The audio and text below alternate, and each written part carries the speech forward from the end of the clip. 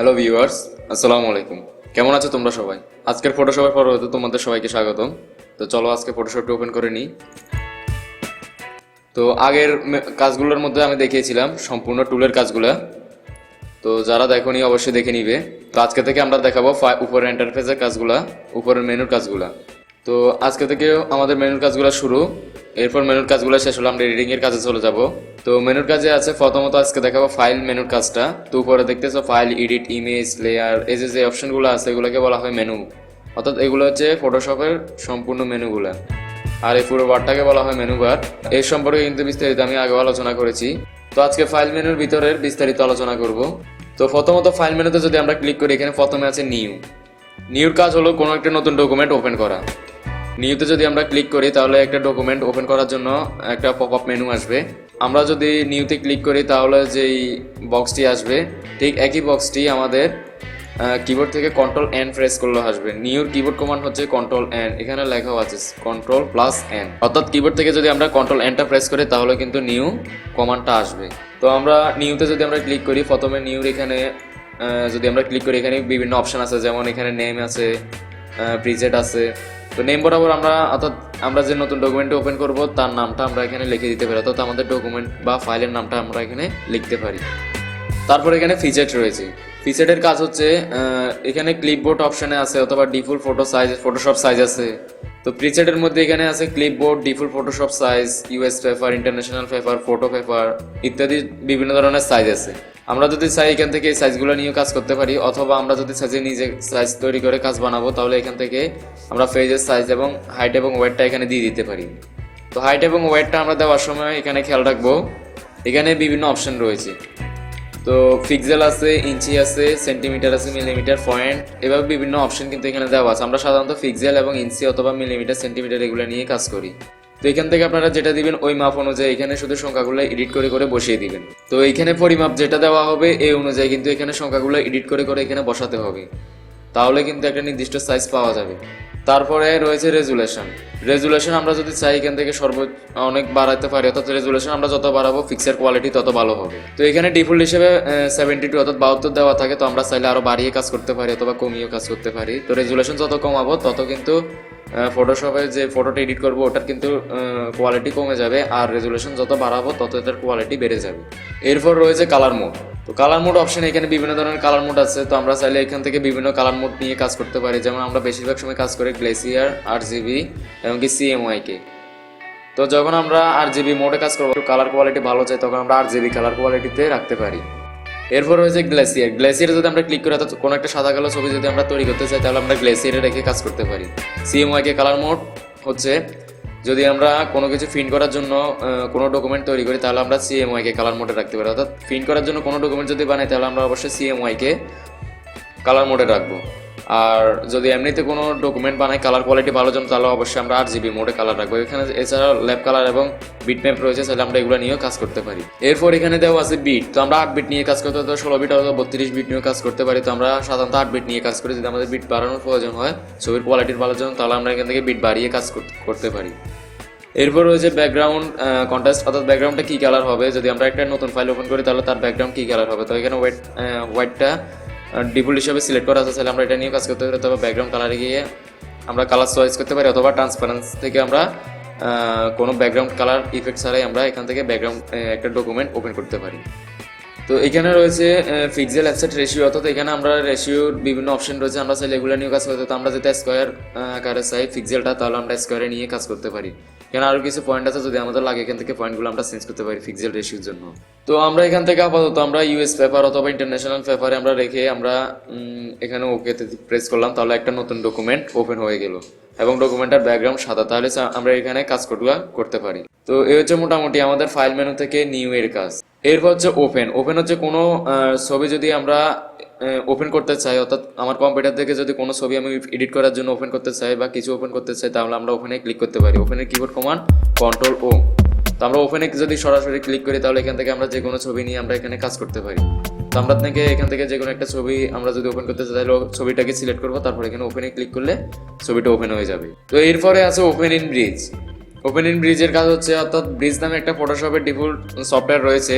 যদি আমরা ব্রাউজ করার জন্য ওই সফটওয়্যারটি ইউজ করি তাহলে ওপেন ইন ব্রিজে ক্লিক করে আমরা ওই সফটওয়্যার থেকে ফাইল খুঁজে ওপেন করতে পারি। তারপর ওপেন ইন মিনি ব্রিজ অর্থাৎ মিনি ব্রিজ নামে একটা সফটওয়্যার আছে, আমরা যদি ওইখান থেকে ব্রাউজ করে আমরা ফাইলগুলো ওপেন করতে পারি। ওপেন এস অর্থাৎ একটা ছবি আমরা ওপেন করেছি, আরেকটা ছবি যদি আমরা এখানে ওপেন করতে চাই তাহলে ওপেন এসে ক্লিক করে আমরা এই ছবিটার পরিবর্তে আমরা আরেকটা ছবি এখান থেকে নিয়ে আসতে পারি। আমরা যদি কোনো ছবিকে যদি স্মার্ট অবজেক্ট আকারে সিলেক্ট করতে চাই তাহলে আমরা ওপেন করতে চাই, আমরা যদি কোনো ছবিকে স্মার্ট অবজেক্ট আকারে ওপেন করতে চাই তাহলে ওপেন অ্যাজ স্মার্ট অবজেক্টটা ইউজ করতে পারি। তো এখানে একটু কাজ দেখানোর জন্য আমরা যেমন এই ছবিতে যদি আমরা খেয়াল করি এখানে কিন্তু কোনো স্মার্ট অবজেক্ট নেই, এটা কিন্তু নর্মালি এসেছে। যদি আমরা একই ছবি আমরা ওপেন অ্যাজ স্মার্ট অবজেক্ট থেকে ক্লিক করে নিয়ে আসি তো দেখেন এই ছবিটা কিন্তু স্মার্ট অবজেক্টে রয়েছে। এটা হচ্ছে আমাদের আগের ছবিটা আর এটা হচ্ছে এখনকার ছবিটা। তো দেখেন এখনকার যে ছবিটা আছে এটা কিন্তু আমাদের স্মার্ট অবজেক্টে রয়েছে, আর আগের ছবিটা যদি আমরা ক্লিক করি তাহলে এটা কিন্তু কোনো স্মার্ট অবজেক্টে নাই। তো স্মার্ট অবজেক্টে এনেও আমরা ছবিকে এইভাবে সুন্দরভাবে এডিটের জন্য কাজগুলো করে নিতে পারি। এরপর রয়েছে ওপেন রিসেন্ট, অর্থাৎ রিসেন্টলি আমি যে ফাইলগুলো ওপেন করেছি সেগুলো আমরা এখান থেকে ওপেন করতে পারি আবার পুনরায়, অথবা রিসেন্টলি আমি কি কি ফাইল ইউজ করেছি এগুলো কিন্তু এখানে শো করতেছে। তো এরপর আছে ক্লোজ অপশন। ক্লোজ অপশনে যদি আমরা ক্লিক করি অর্থাৎ ক্লোজের কিবোর্ড কমান্ড কন্ট্রোল ডাব্লিউ, তো ক্লোজে যদি আমরা ক্লিক উপরের উইন্ডোতে আমাদের যেই ছবিটা ওপেন রয়েছে এই ফাইলটা আমাদের ক্লোজ হয়ে যাবে, কিন্তু বাকি যে ফাইলগুলো রয়েছে এগুলো কিন্তু ক্লোজ হবে না। অর্থাৎ যেটা ওপেন থাকবে ওইটা কিন্তু আমরা এখান থেকে কন্ট্রোল ডাব্লিউ অথবা এখানে ক্লোজে ক্লিক করে আমরা ক্লোজ করতে পারি। আর ক্লোজ অল যদি দিই তাহলে সবগুলা, অর্থাৎ এখানে যেহেতু 3টে ডকুমেন্ট খোলা রয়েছে 3টে ডকুমেন্ট একসাথে ক্লোজ করার জন্য আমরা ফাইল থেকে ক্লোজ অলে ক্লিক করতে, অথবা অলটা কন্ট্রোল ডাব্লিউ প্রেস করলেও কিন্তু আমাদের সম্পূর্ণ ডকুমেন্টগুলো ক্লোজ হয়ে যাবে। ক্লোজ গো টু ব্রিজের কাজ হচ্ছে আমরা যদি এই সম্পূর্ণ ডকুমেন্টগুলো সবগুলো আমরা ক্লোজ করবো এবং কি ব্রিজ সফটওয়্যারে ফিরে যাব তাহলে আমরা এখানে ক্লিক করে কাজটা করে নিতে পারি। এরপর রয়েছে সেভ মোড। সেভের কাজটা হলো অর্থাৎ যে ফাইলটা আমি এখন বর্তমানে ওপেন করেছি এই ফাইলটাকে যদি আমরা কোনো কাজ করে থাকি তাহলে এটাকে সেভ দেওয়ার জন্য আমি সেভটা ইউজ করতে হবে, অথবা কিবোর্ড থেকে কন্ট্রোল এস প্রেস করলেও কিন্তু কাজটা হবে। সেভ থেকে যদি আমরা সেভ করি তাহলে কিন্তু ছবিটা আমার আগে যে জায়গায় ছিল ওই জায়গায় কিন্তু রিপ্লেস হয়ে ওইখানে সেভ হয়ে যাবে। তো এটা হচ্ছে সেভের কাজটা, অর্থাৎ সেভে যদি আমরা ক্লিক করি তাহলে কিন্তু রিপ্লেস হয়ে ওই জায়গায় বসে যাবে। আর সেভে যদি আমরা ক্লিক করি তাহলে এখানে কিছু অপশন রয়েছে, যেমন এখানে ফটোশপে বিভিন্ন ফরম্যাট রয়েছে, তো এই ফরম্যাটগুলো সম্পর্কে আমি সেভ এজে আলোচনা করব। এরপর রয়েছে সেভ এজ। সেভ এজের কাজটা হচ্ছে, অর্থাৎ সেভ এজের কমান্ড হচ্ছে shift control plus S, shift control S. তো কিবোর্ড থেকে যদি আমরা শিফট কন্ট্রোল এসটা একসাথে চাপ দিই তাহলে কিন্তু সেভ এজের পপ আপ মেনুটা আসবে, অথবা সেভ এজ এখান থেকে যদি আমরা ক্লিক করি তাহলে কিন্তু এই মেনুটা চলে এসেছে। তো এখানে এই মেনুটা আসার পর এখানে আমরা বিভিন্ন ধরনের অপশন দেখতে পাইতেছি, যেমন এখানে ফাইল নেম রয়েছে, আমি কোথায় সিলেক্ট করতে চাই অর্থাৎ কোন জায়গায় সেভ দিতে চাই তাহলে এখান থেকে অপশনগুলো আমি সিলেক্ট করে নিতে পারি। যেমন আমরা যদি ডেস্কটপে সেভ দিতে চাই তাহলে ডেস্কটপ সিলেক্ট করে নিতে পারি। তো ডেস্কটপটা সিলেক্ট করার পর এখানে বিভিন্ন ধরনের অপশন রয়েছে, যেমন এখানে প্রথমে রয়েছে ফাইল নেম, এখানে আমরা এই ফাইলটার নাম দিয়ে দিতে পারি, অর্থাৎ কি নামে আমরা সেভ করবো এখানে আমরা ক্লিক করে এডিট করে আমরা ফাইলটার নাম দিয়ে দিতে পারি। যেমন আমি চাইছি এতটুকুই রাখতে, তো আমি এতটুকু রেখে দিলাম। এরপর রয়েছে ফরম্যাটে বিভিন্ন ধরনের ফরম্যাট রয়েছে। প্রথমত আছে Photoshop PSD format. Photoshop PSD ফরম্যাটে যদি আমরা সেভ করি তাহলে আমি যে লেয়ারগুলো নিয়ে কাজ করেছি, অর্থাৎ আমি যদি সাইজে একটা ছবি আমি হাফ এডিট করেছি অথবা সাইজের ছবিটিকে আমি পরে এডিট করব তাহলে আমরা ফটোশপ পিএসডি ফরম্যাটে রেখে সেভ দিতে পারি। আমার যখন প্রয়োজন হবে তখন যদি আমি পিএসডি ফরম্যাটটি ওপেন করি তাহলে কিন্তু ছবিটি আবার এডিট করা যাবে অথবা ওইখানে আবার নতুনভাবে কাজ করা যাবে। তো এরপর আমরা একটা গুরুত্বপূর্ণ অপশন রয়েছে, সেটা হচ্ছে যে ফটোশপ পিডিএফ। ফটোশপ পিডিএফে যদি আমরা সেভ করি, অর্থাৎ ফটোশপ থেকে আমরা কোনো ডকুমেন্টকে যদি পিডিএফ আকারে সেভ করতে চাই তাহলে আমরা এখান থেকে ফটোশপ পিডিএফটা রেখে আমরা সেভ দিব। এরপর ফটোশপ রার রয়েছে, রার ফাইল যদি সেভ দিতে তাহলে এখান থেকে ফটোশপ রারে ক্লিক করবো। ফটোশপ পিএনজি রয়েছে, পিএনজি ফরম্যাট যদি আমরা সেভ দিতে তাহলে পিএনজিতে রাখবো। তো এখানে এগুলো হচ্ছে গুরুত্বপূর্ণ অপশনগুলো। এছাড়া আরও বিভিন্ন ধরনের ফরম্যাট রয়েছে, তো চাইলে আমরা এই ফরম্যাটগুলো নিয়েও কিন্তু কাজ করতে পারি।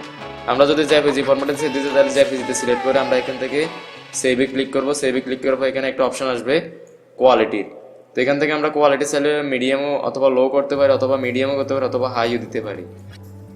এই হচ্ছে আমাদের জেপিজি ফরম্যাটের অপশনটা। তো এরপর এখান থেকে আমরা ওকেতে প্রেস করলে ছবিটা ওই জায়গায় সেভ হয়ে যাবে। তো এরপর রয়েছে সেভ ফর ওয়েব। যদি আমরা কোনো কিছু ওয়েবসাইটের জন্য অর্থাৎ কোনো ওয়েব ফরম্যাট আকারে যদি আমরা কোনো ছবি বা পিকচারকে সেভ করতে চাই তাহলে আমরা সেভ ফর ওয়েবে ক্লিক করে আমরা সেভ করতে পারি। এটার কিবোর্ড কমান্ড হচ্ছে অল্টার শিফট কন্ট্রোল এস। আমরা অল্টার শিফট কন্ট্রোল এস চাপলেও কিন্তু এটার ওয়েব ফরম্যাটে সেভ হবে, অথবা সেভ ফর ওয়েবে রেখেও আমরা এখান থেকে সেভ করতে পারি।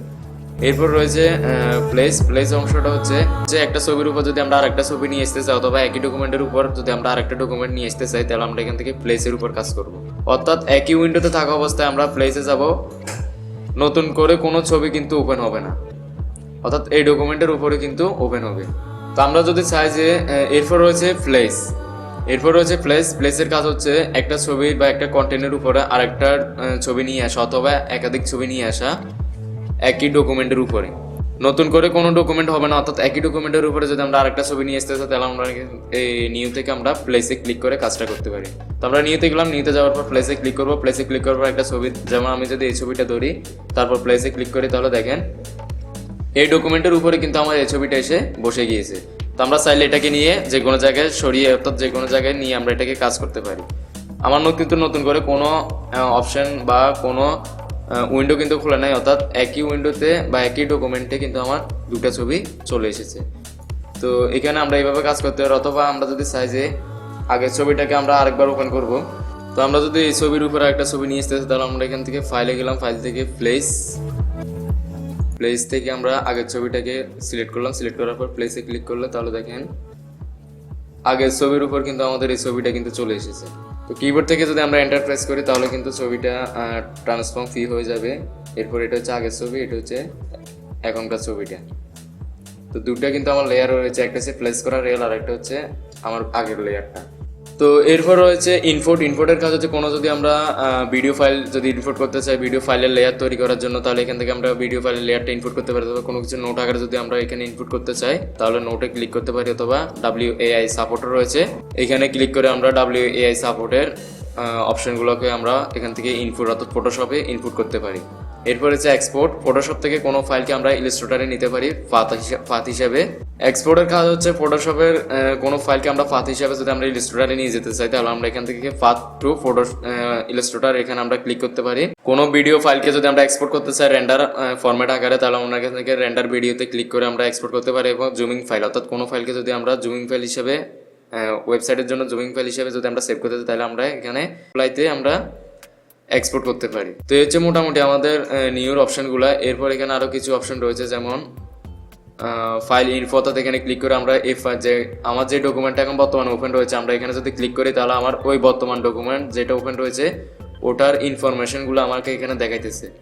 তো এখানে এটার টাইটেল ডেসক্রিপশনগুলো যদি লেখা থাকতো তাহলে এখানে টাইটেল, অথরের নাম, অথর টাইটেল এবং ডেসক্রিপশন, রেটিং এগুলো কিন্তু এখানে শো করাবে। একটা ছবির সম্পূর্ণ ডিটেল আমরা যদি চাই বা একটা ছবির সম্পূর্ণ ডিটেলগুলো যদি আমাদের প্রয়োজন হয় তাহলে আমরা এখান থেকে ফাইল থেকে আমরা ফাইল ইনফোতে যদি আমরা ক্লিক করি অথবা কিবোর্ড থেকে অল্টার শিফট কন্ট্রোল আই যদি আমরা ক্লিক করি তাহলে কিন্তু এই ফরম্যাটটা চলে আসবে।